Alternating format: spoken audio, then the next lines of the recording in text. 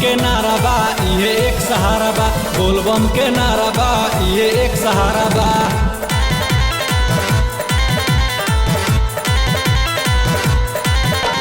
कांवर लेके जाइब हम असो बाबा धाम, दर्शन होई शिव शंभू के लेहब शिव के नाम।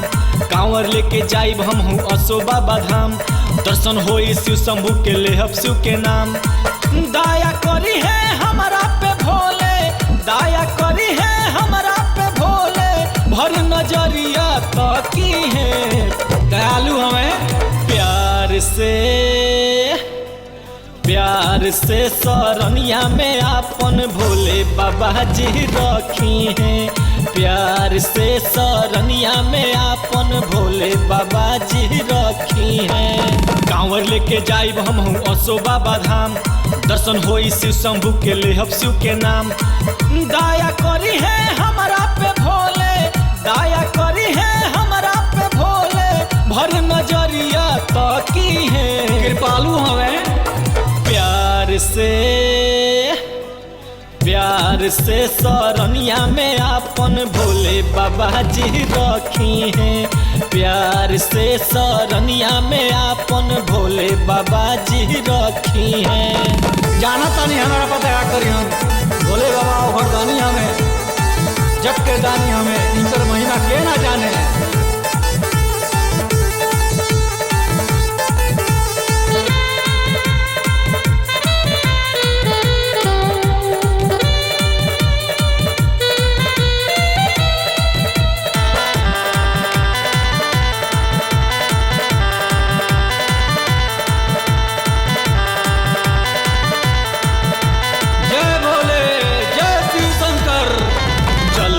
पत्थर जे भी चढ़ावे ओकर नसीबा चमके हो। शक्ति अपार बाह जाने ला दुनिया, नामों में बोलबम बोल के हो, बोल के चल बेल पत्थर जे भी चढ़ावे ओकर नसीबा चमके हो। शक्ति अपार बाह जाने ला दुनिया, नामों में बोलबम बोल के हो। श्रद्धा से जे नाम ले शिव के सुबह शाम, चमके नसीबा ओकर पूरा होला काम। श्रद्धा से जे नाम ले शिव के सुबह शाम, चमके नसीबा ओकर पूरा होला काम। पाप क्रोध मोह माया के भोले, पाप क्रोध मोह माया के भोले, महिमा से ढकी है।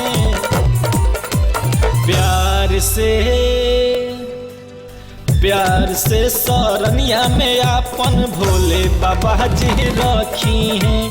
प्यार से शरणिया में आपन भोले बाबा जी रखी हैं। शिव बाबा के कृपा हमारा पे हो जाई तो हमार जीवन धन्य हो जाई। उम्मीद बा बाबा अब की बार हमरा के निराश ना करिए।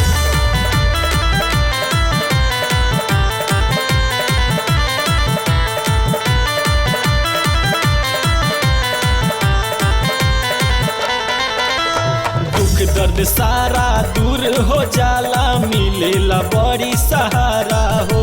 श्रद्धा लगन से जे भी लगावे शंभू के जयकारा हो।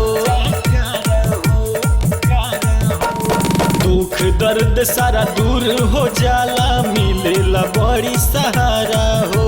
श्रद्धा लगन से जे भी लगावे शंभू के जयकारा हो। दूर दूर से आवे भक्ता लागे भीड़ तमाम, शिव शंकर वरदान देले सबके खुले आम। दूर दूर से आवे भक्ता लागे भीड़ तमाम, शिव शंकर वरदान देले सबके खुले आम। आवे जे भी नजर में भोले के, आवे जे भी नजर में भोले के, ओकर के नी रेखी है।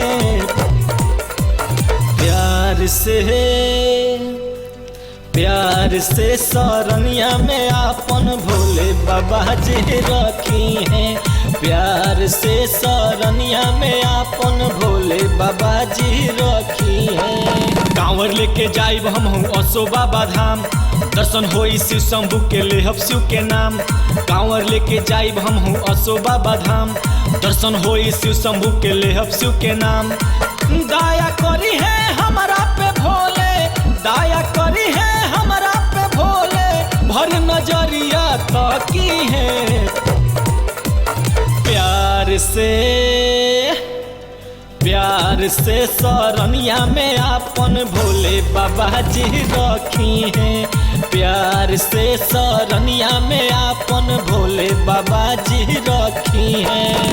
शिव बाबा जरूर हमनी के रखियन अब की बार अपन शरण में जरूर जगह दियन। जय शिव शंकर, हर हर महादेव, हर हर महादेव।